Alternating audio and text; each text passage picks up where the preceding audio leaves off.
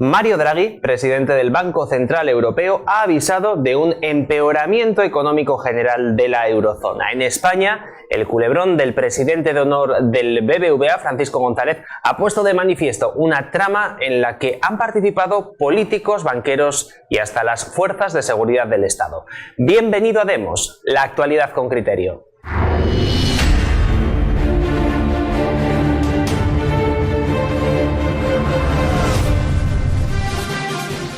Euro Area Real GDP. Mario Draghi, el todavía presidente del Banco Central Europeo, nos anunció el pasado jueves que negros nubarrones se ciernen sobre la zona euro. Ahora bien, para justificar su anuncio, el señor Draghi no puso el foco en el brutal endeudamiento de tantos países euroestimulados desde el propio Banco Central Europeo, sino en factores geopolíticos, entre los que citó la amenaza de proteccionismo por parte de la Casa Blanca de Donald Trump, el impacto del Brexit o la crisis de los fabricantes de coches alemanes. Roberto Centeno, catedrático en Economía, ¿qué tal? Muy buenas tardes. ¿Es factible endeudar infinitamente a un país, incluso cuando luego se le eche la culpa a algún presidente norteamericano? Bueno, vamos a ver. La verdad es que el señor Draghi, la presidencia del Banco Central Europeo del señor Draghi ha sido un auténtico desastre. Tú mismo dices que él culpa a factores externos del fracaso total y rotundo del río de dinero que ha inyectado a toda una serie de países, algunos de los cuales, como es el caso de España, nos ha endeudado de una manera brutal y además por unas razones absolutamente abyectas, porque la razón fundamental por la que él empieza a inyectar dinero de esta forma es para que aquellos países con los que las cajas alemanas, francesas y holandesas tenían deudas enormes, como es el caso de España, pudieran devolver hasta el último céntimo a estos irresponsables que lo prestaron este dinero. Bien, entonces, en el caso concreto de España, nos ha llevado a un nivel de endeudamiento que en la época suya, la época de Rajoy, ha sido de más de 600.000 millones de euros y pura y simplemente que no ha servido, como él mismo está reconociendo y se está viendo, no ha servido para, digamos, relanzar la economía, porque además Draghi ha hecho otra cosa verdaderamente miserable y es que no ha controlado para nada el cómo se empleaba ese dinero. Le daba igual que eso se empleara para, digamos, para incrementar la productividad del país, para construir infraestructuras o que se despilfarrara y se tirara por la fregadera, como ha sido el caso de España. Entonces, Draghi es el gran culpable de este desastre que se nos avecina a los españoles, muy en particular, y a las generaciones futuras, como más adelante, si quieres, puedo comentar. Don Roberto, enseguida vuelvo contigo, pero no dejamos el tema porque ya hace un mes el propio Draghi nos lanzaba una advertencia durante el ciclo de conferencias del Congreso Europeo de la Banca. Allí el banquero afirmaba que para proteger a sus hogares y empresas del aumento de los tipos de interés, los países altamente endeudados no deberían incrementar su deuda. En su intervención destacó también la mayor vulnerabilidad a shocks económicos que presentan las economías altamente endeudadas. Don Lucio Muñoz, consultor de empresas, empresario y escritor, ¿qué tal? Muy buenas tardes. ¿Nos estamos jugando una fuerte subida de la prima de riesgo, como ya le ocurrió en el año 2018 a Italia? Buenas tardes. Yo creo que sí, sobre todo si este gobierno del Frente Popular Independentista sigue y sobre todo si este gobierno proindependentista gana las siguientes elecciones generales.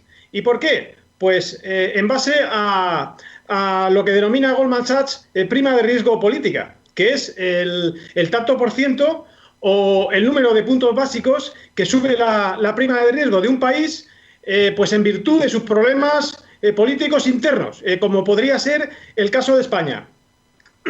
Perdón. En lo que va de enero, la prima de riesgo ha bajado, la nuestra, la de España, ha bajado 16 puntos básicos, sobre todo por el rendimiento del bono alemán a 10 años, que se ha elevado. Recordemos que el 31 de diciembre de 2018 la prima de riesgo española pues, estaba en un posicionamiento de 118 puntos básicos y hoy ha abierto en 102,90. La rentabilidad que ofrece al comprador de deuda española pues se mantiene en el 1,334%, y los seguros de impago de la deuda española han subido hasta los $122.260. Hasta ahí, perfecto. Tenemos una prima de riesgo que de momento permanece estable.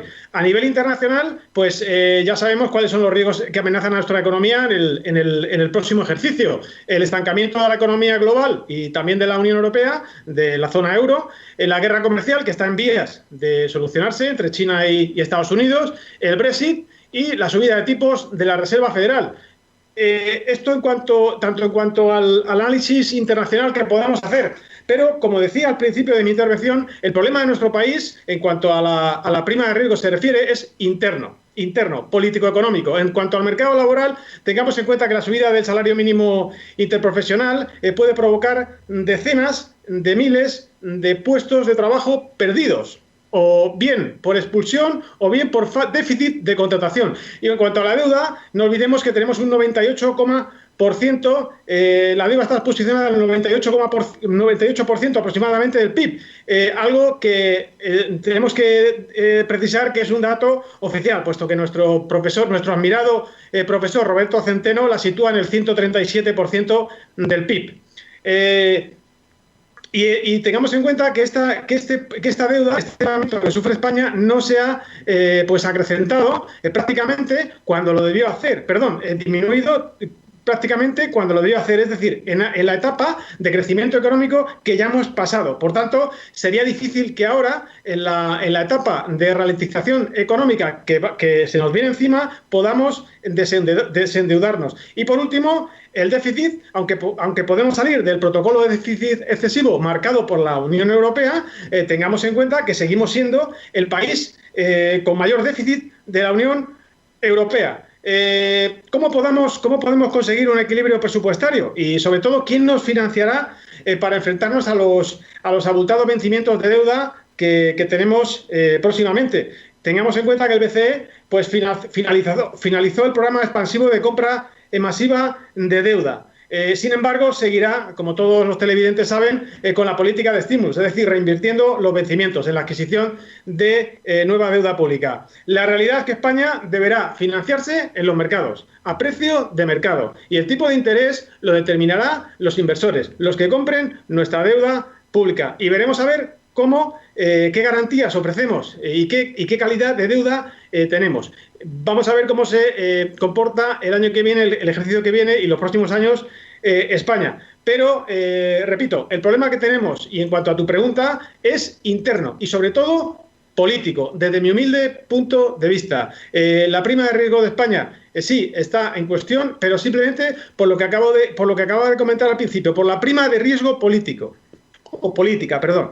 Vuelvo contigo, Roberto. En el año 2019 a España no le va a quedar otra que volver a batir su récord histórico de deuda. ¿No hay alternativas a medio o corto plazo para evitar esta situación? Bueno, vamos a ver. Antes decía que España nos ha endeudado en 600.000 millones. La deuda total, que no es la deuda que publican los medios, porque la deuda que publican los medios es la denominada deuda PDE, según protocolo de déficit excesivo, que no es toda la deuda, sino que toda la deuda es la que miden los pasivos en circulación que publica el Banco de España cada 3 meses, es de 1,65 billones de euros. Y si hacemos como que nos creemos que esta deuda, que el PIB de España es el oficial, que no lo es, estamos hablando de que la deuda española en relación al PIB es del 137% y no del 99%, como nos tratan de engañar gobierno, oposición y medios. Bien, esto significa, en Román Paladino, que las próximas generaciones de españoles durante los 50, 60, tal vez 70 años, las ha arruinado, literalmente arruinado, porque hace recaer sobre ellas un peso de una deuda que jamás podrán levantar cabeza. Y esto es una canallada que pronto van a saber los ciudadanos españoles, sobre todo los jóvenes, que ya lo están viendo a pesar de todo, porque casi la mitad no tiene trabajo y la mitad que tiene trabajo tiene unos sueldos absolutamente tercermundistas.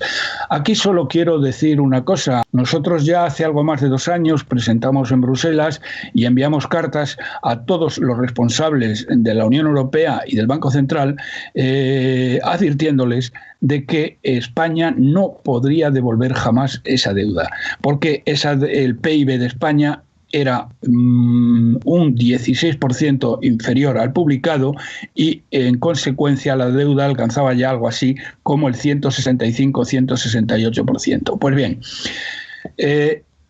una vez que ellos han sido conscientes y lo han recibido, y tú lo sabes bien porque nos contestaron a ello, esta advertencia, y no han hecho nada por controlar el destino de ese dinero, España no está obligada jurídicamente, no digo moralmente por supuesto que no, pero jurídicamente no está obligada a devolver el dinero que le ha presentado el BCE. Así que espero que el día que en España haya un gobierno digno, obligue al BCE, gracias a esta acción que tomamos hace algo más de 2 años, un grupo de economistas independientes de España, no devuelva ese dinero, porque jurídicamente en cualquier tribunal podría ganarlo, y eso es la única esperanza que tengo.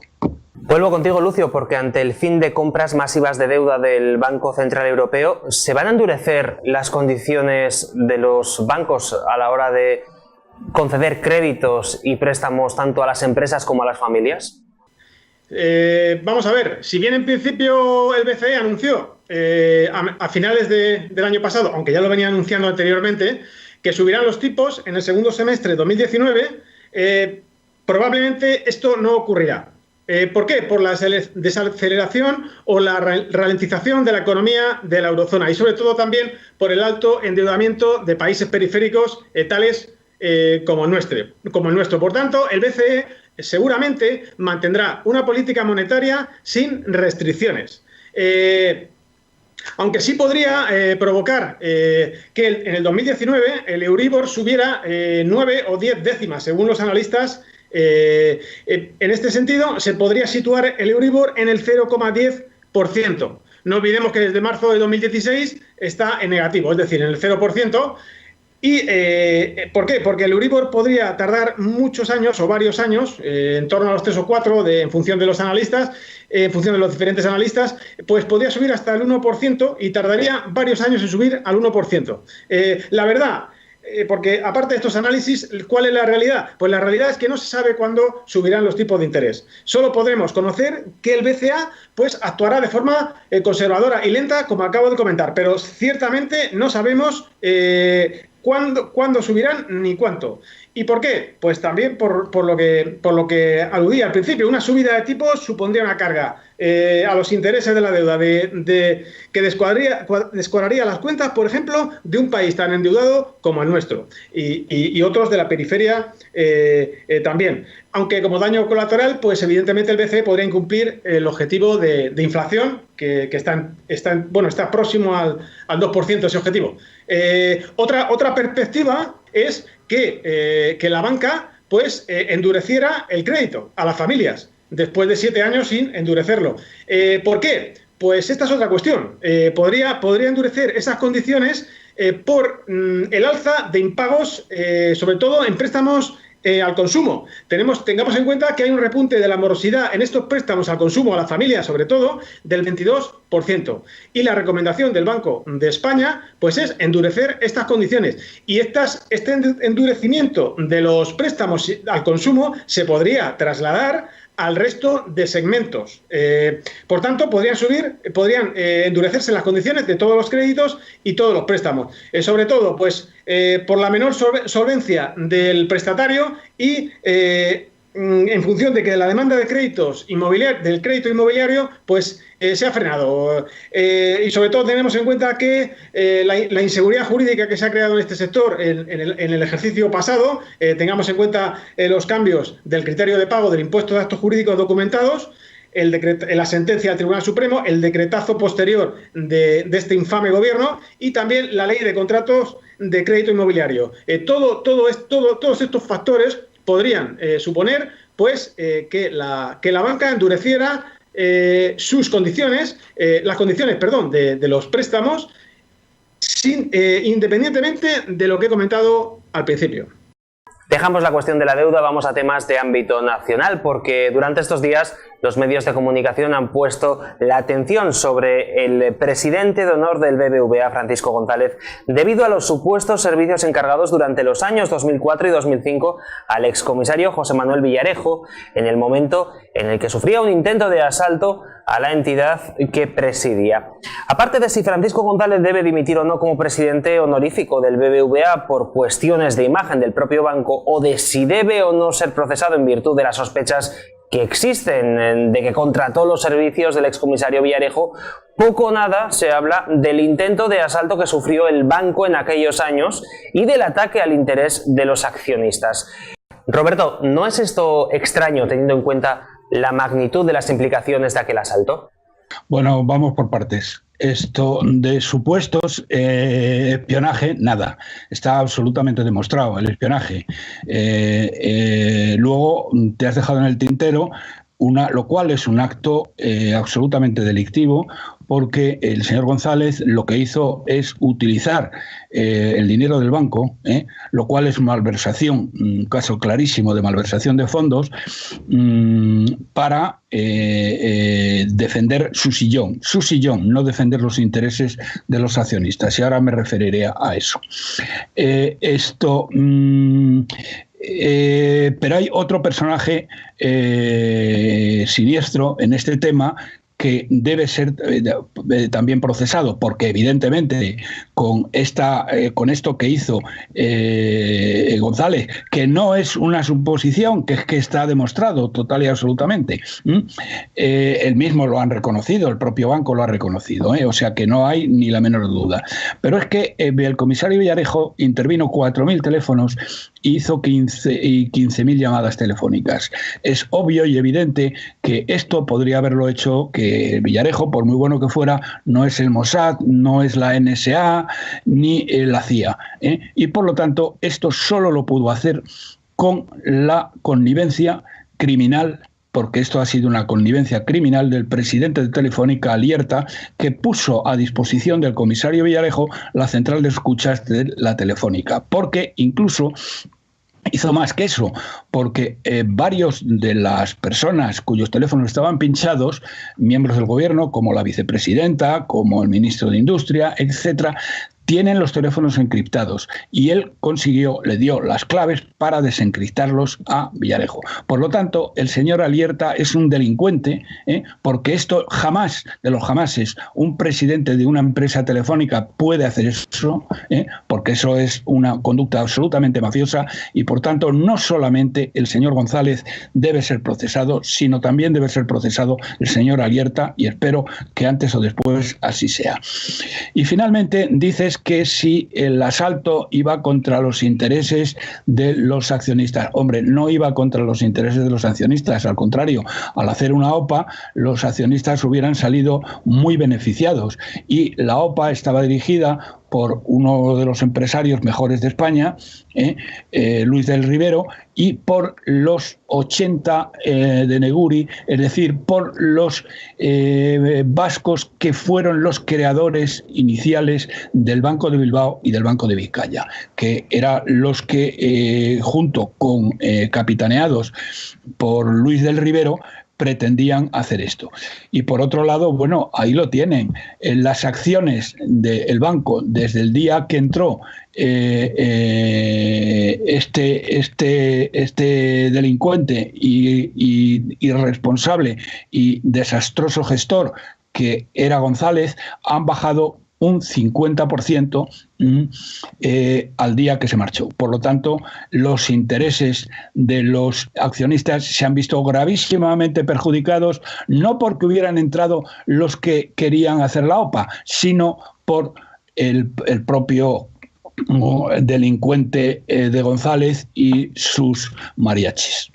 Lo cierto es que en los medios se nos está diciendo que Zapatero, cuando llegó al poder en el año 2004 tras los atentados del 11M, fijó su atención en 4 empresas y sus respectivos presidentes. Así, decide hacer caer a César Alierta, presidente de Telefónica, Manuel Pizarro, presidente de Endesa, Alfonso Cortina, presidente de Repsol, y Francisco González, presidente del BBVA. Está claro que las oligarquías económicas y políticas andan muy pero que muy juntas en la partidocracia española. Pero, Lucio, ¿es razonable ese quita y pon en las presidencias de empresas tan importantes como estas cada vez que hay un cambio de gobierno en España? Bueno, esto es un déficit que tiene nuestro sistema político-económico, corrupto absolutamente. Recordemos que Alierta sorteó este ataque vendiendo los derechos de emisión del Mundial de Alemania a La Sexta. Esta fue la contraprestación, compartiendo estos derechos con Prisa. Esta fue la contraprestación que le exigió Zapatero para que César Alierta continuara en su puesto, al frente de Telefónica. En cuanto a Alfonso Cortina, como todo el mundo sabemos, lo destituyeron con el apoyo de los accionistas, en este caso la Caixa. En cuanto a Pizarro, pues resistió el ataque de la OPA de gas natural, propiciada por el gobierno de Zapatero, pues haciendo entrar a E.ON y a Acciona. En este sentido, pues ahora sabemos cómo ha terminado esta empresa, Endesa, y fuera con accionistas no españoles. La historia del intento del asalto por parte del gobierno de SACIR a BBVA, pues todos la conocemos y sobre todo la ha explicado fenomenalmente, brillantemente, como no podía ser de otra manera, nuestro querido profesor Roberto Centeno. Como decía antes, la partidocracia ha controlado desde hace 40 años tanto el Consejo General del Poder Judicial, es decir, la justicia, las empresas semipúblicas, las empresas incluso privadas, las grandes empresas, a través de subvenciones o de cualquier otra manera. Es decir, esta conexión político-público-privada, pues centrada en, como decía antes, en estas subvenciones estratégicas, ha dado lugar a todo tipo de operaciones. Es decir, se han intercambiado escaños por consejos de administración, es decir, las denominadas puertas giratorias, que no es otra cosa que la salida de políticos en retirada, es decir, que ya terminan su carrera política y se colocan al frente o en consejos de administración o en comité de dirección. Bueno, comité de dirección no, porque no están preparados para ello, pero sí en consejos de administración, que aunque no estén preparados tampoco, pues ahí quedan mejor. ¿Y por qué? Pues por pago a servicios prestados anteriormente, para futuros servicios que todavía pueden prestar en base a sus contactos. Esto, por supuesto, pues ha supuesto un problema para nuestra economía y para nuestras empresas. Porque no olvidemos, por ejemplo, que determinadas empresas estratégicas, como antes aludía a Endesa, pero ha habido otras también, pues han dejado de ser españolas y son estratégicas por el posicionamiento que tienen en determinados sectores. Repito, en Endesa. No olvidemos también el caso más flagrante, que es el de las cajas de ahorros, que gestionadas por políticos autonómicos y locales, han acabado en quiebra. Han desaparecido prácticamente, y esta quiebra la han intentado ocultar en base a absorciones por parte de determinados bancos, pero que la realidad es que este modelo de cajas de ahorro terminó por obra y gracia de la antigestión de los políticos. Y como decía antes, pues este perjuicio al final redunda en el ciudadano, mientras que paralelamente ha enriquecido a la casta política de manera inimaginable.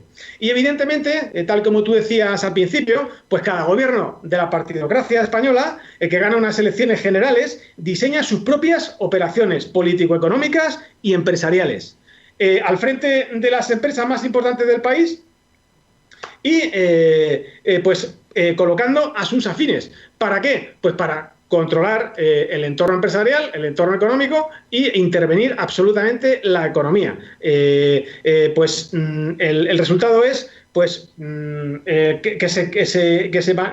resultado se manifiesta pues en el mantenimiento del poder, pues la legislatura, el tiempo posible, el mayor tiempo posible. Una legislatura, 2, hasta la fecha, pues incluso hemos llegado a 4 legislaturas en la época de Felipe González.